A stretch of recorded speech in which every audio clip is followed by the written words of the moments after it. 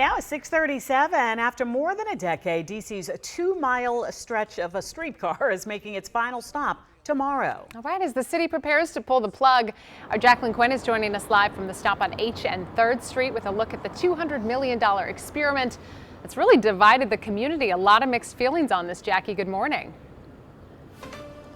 Yeah, good morning. So it did have about 10 good years or so.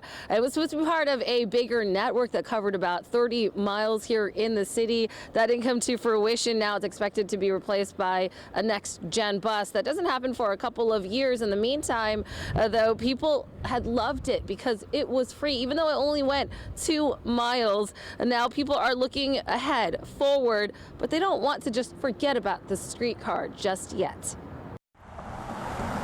Inside this event venue, Gallery O on H Street, open since 2008, staff are preparing for the DC streetcar's last ride with a remembrance party. Our feeling right now is that this was sort of a chapter that needs to be concluded. That chapter began with construction. It was a mess. Nobody could find us, nobody could get here, and my neighbors, the restaurants, the other businesses, the creation and the digging and the installation really adversely impacted our businesses. See how many people ride this train? A lot of them.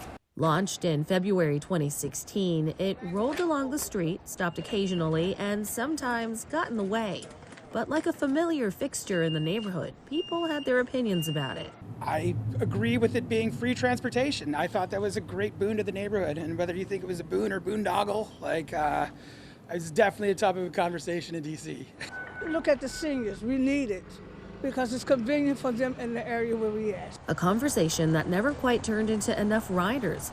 After years of delays and roughly $200 million to build, the city says low ridership and budget pressures are behind the shutdown. But Hessler says the route shouldn't be wasted.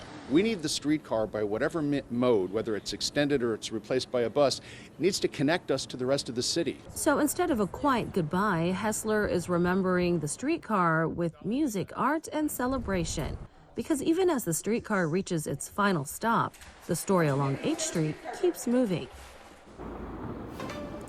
So the streetcar is going to continue operating again through today until 10 p.m. and then again tomorrow. It's slated from 6 a.m. until 10 p.m. After that, people are going to have to use the D20 bus. For now in D.C., back to you guys.